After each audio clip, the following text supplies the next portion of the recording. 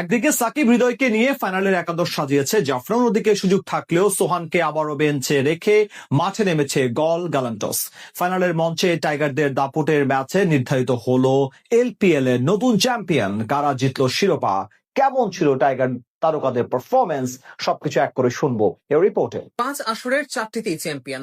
LPL কে নিজেদের বাপ দাদার সম্পত্তি বললেও ভুল কিছু হবে না জাফনার সমর্থকদের জন্য। এবার আবারও ফাইনালের মঞ্চে জাফনার এক ফ্র্যাঞ্চাইজি প্রতিপক্ষ গত আসরের আরেক ফাইনালিস্ট গল। কোয়ালিফায়ারের মঞ্চে তাদেরকে হারিয়ে ফাইনালে উঠেছে সাকিব হৃদয়রা। এদিন টস ভাগ্যটাও পক্ষে যায় জাফনার। সিদ্ধান্ত নেয় আগে ব্যাট করার। ব্যাট হাতে শুরুটাও হয় মন মতো। প্রথম ওভারে আসে 11 রান, যদিও মনের মতো শুরুটা খুব বেশিক্ষণ স্থায়ী হয়নি। চতুর্থ ওভারেই ফিরে যান আবিষ্কা ফার্নান্দো। রত্নায়কের বলে বিদায় নেন এই ব্যাটার। পরের ওভারে ফিরে যান খাজানা।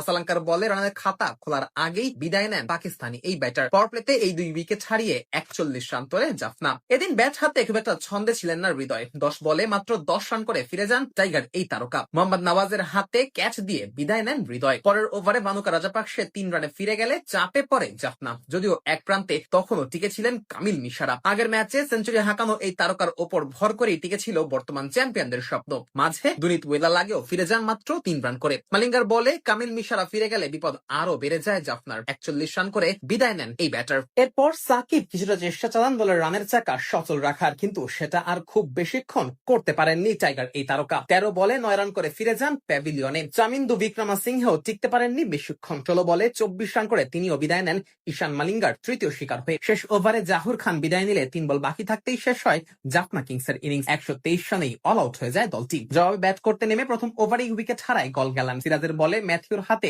ক্যাচ তুলে দিয়ে বিদায় নেন স্যাম হার্পার। 2 বল খেলে তার ব্যাটে আসে মাত্র 1 রান। আসালাঙ্কাও ফিরে যান পরের ওভারেই। তবে তৃতীয় উইকেট জুটিতে দলের হাল ধরেন কালুপাহানা ও রজার্স। দুজনে মিলে পাওয়ার প্লেতে দলের রানের চাকাও সচল রাখেন দারুণ ভাবে, আর তাতে করে পাওয়ার প্লেতেই দলীয় অর্ধশতকের দেখা পায় গল গ্যালান্টস। এদিন আগে ব্যাট করে খুব বেশি রানের দেখা না পাওয়ায় ক্রমেই ম্যাচ থেকে ছিটকে যায় জাফনা। বোলাররা আপ্রাণ চেষ্টা করলেও গলের কাছ থেকে ম্যাচ বের করে আনতে সক্ষম হয়নি। ফলে স্বল্প টার্গেটের ম্যাচে বেশ সহজেই জয় নিয়ে মাঠ ছাড়ে গল গ্যালান্টস, সেই সাথে নিশ্চিত করে প্রথম শিরোপা। এর আগে 3 বার ফাইনালে উঠলেও শিরোপা জেতা হয়নি গলের কোনো ফ্র্যাঞ্চাইজির। তবে এবার ঠিকই আসরের সবচেয়ে শক্তিশালী দলকে হারিয়ে শিরোপা নিশ্চিত করলো গল।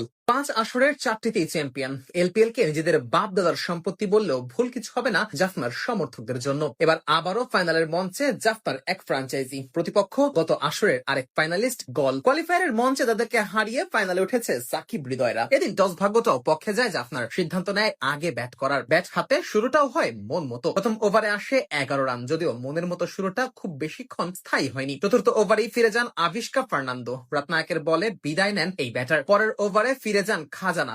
আসালাঙ্কার বলে রানের খাতা খোলার আগেই বিদায় নেন পাকিস্তানি এই ব্যাটার।